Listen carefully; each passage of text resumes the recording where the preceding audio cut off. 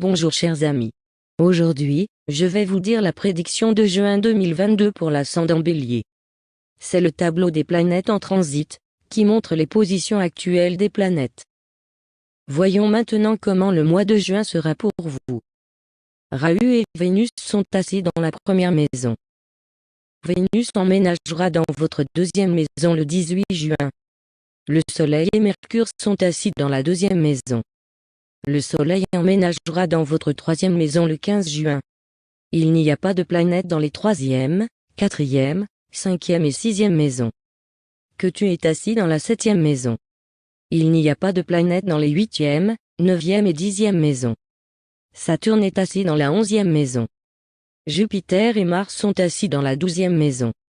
Mars emménagera dans votre première maison le 27 juin. Si les planètes seront en bonne position dans votre thème natal, vous obtiendrez de bons résultats pour les planètes se déplaçant dans le transit. Mais si les planètes sont en mauvaise position dans votre thème natal, vous n'obtiendrez pas les bons résultats des planètes en transit. Mars est votre ascendant et maître de la huitième maison. Mars est assis dans votre douzième maison. Mars a trois visions. Quatrième, septième et huitième. Mars regardera votre troisième maison de son quatrième point de vue. Du septième point de vue, il verra votre sixième maison et du huitième point de vue, il verra votre septième maison. Lorsque l'ascendant est dans la douzième maison, il y a des problèmes de santé. Vous devez prendre soin de votre santé. Les dépenses inutiles peuvent augmenter. Il y aura des obstacles dans votre travail. Ceux qui font des affaires à l'étranger peuvent obtenir des avantages. Ceux qui voulaient partir à l'étranger peuvent partir pendant cette période. Le 27 juin, Mars emménagera dans votre première maison, alors vos problèmes seront réduits. En raison de la présence de Mars dans votre zodiaque, votre respect augmentera et votre travail au point mort sera terminé. Pour le remède de Mars, vous devez réciter Hanuman Chalisa et chanter le mantra de Mangala. Vénus gouverne vos deuxième et septième maisons. Vénus est assise dans votre ascendant. Vénus n'a qu'un seul aspect et c'est le septième aspect. Avec Vénus en votre ascendant, vous dépenserez beaucoup pour vos plaisirs durant cette période. Vous pourrez profiter de manger et de boire. Si Vénus et Rahu sont ensemble, alors il peut également faire de fausses allégations contre vous. Respectez les femmes et éloignez-vous des femmes. Vénus et Rahu ensemble peuvent également conduire à des relations extra-conjugales, vous devez donc faire preuve de retenue, sinon votre vie conjugale pourrait être gâchée. Le 18 juin, Vénus emménagera dans votre deuxième maison. Pendant ce temps, vous pourrez profiter de la nourriture et des boissons et vous promener. Votre discours impressionnera tout le monde. Mercure est une planète peu propice pour l'ascendant Bélier. Mercure est le seigneur de vos troisième et sixième maisons. Mercure est assis dans votre deuxième maison. Mercure n'a qu'une seule vision et c'est la septième vision. Jusqu'au 3 juin, Mercure était rétrograde, maintenant Mercure va avancer. Mercure prend sa forme comme la planète avec laquelle il siège. Mercure donne un effet de bon augure s'il est assis avec une planète bénéfique. Et s'il est assis avec une planète maléfique, alors Mercure donne un effet pécheur. Avec Mercure dans la deuxième maison, il y aura un problème de revenus. Mais vous pourrez gagner de l'argent grâce à votre travail acharné. Vos dettes disparaîtront.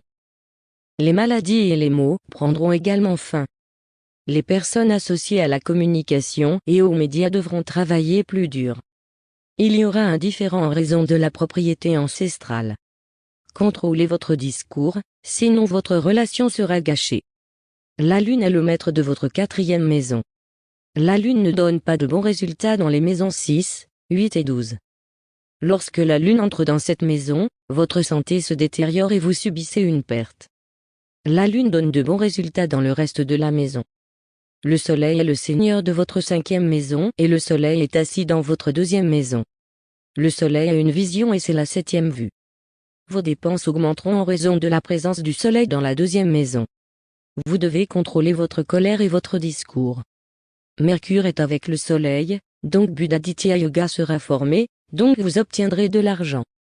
Le septième aspect des deux planètes tombe sur votre huitième maison, grâce à quoi vous pouvez également obtenir des gains monétaires soudains et économiser de l'argent. Ne mangez pas trop de nourriture épicée. Le 15 juin, le Soleil emménagera dans votre troisième maison. Le soleil donne de bons résultats dans les 3e, 6e, 10e et 11e maisons. Vous obtiendrez le soutien de votre père et la chance vous soutiendra également. Jupiter est le seigneur de votre 9e et 12e maison. Jupiter est assis dans la 12e maison de son propre zodiaque. Jupiter a 3 visions. 5e, 7e et 9e. Jupiter verra votre 4e maison du 5e point de vue, votre 6e maison du 7e point de vue et votre 8e maison du 9e point de vue. Vous ne devriez pas vous marier lorsque Jupiter entre dans la 12e maison. C'est une période peu propice au mariage. Se marier pendant cette période peut causer des problèmes dans votre vie conjugale. Il peut y avoir des voyages étrangers et religieux. Ceux qui vivent déjà à l'étranger et souhaitent demander une carte verte peuvent alors réussir. Ceux qui font des affaires liées à des pays étrangers peuvent soudainement réaliser d'énormes gains monétaires. Ceux qui voulaient acheter une nouvelle maison, ils peuvent acheter une nouvelle maison pendant cette période. Les maladies et les maux disparaîtront. Vos dettes disparaîtront également. Il y aura des informations sur les sciences occultes. Votre intérêt pour la spiritualité augmentera. Saturne est le seigneur de votre 10e et 11e maison. Saturne est assis dans votre 11e maison. Saturne a 3 aspects. 3e, 7e et 10e vision.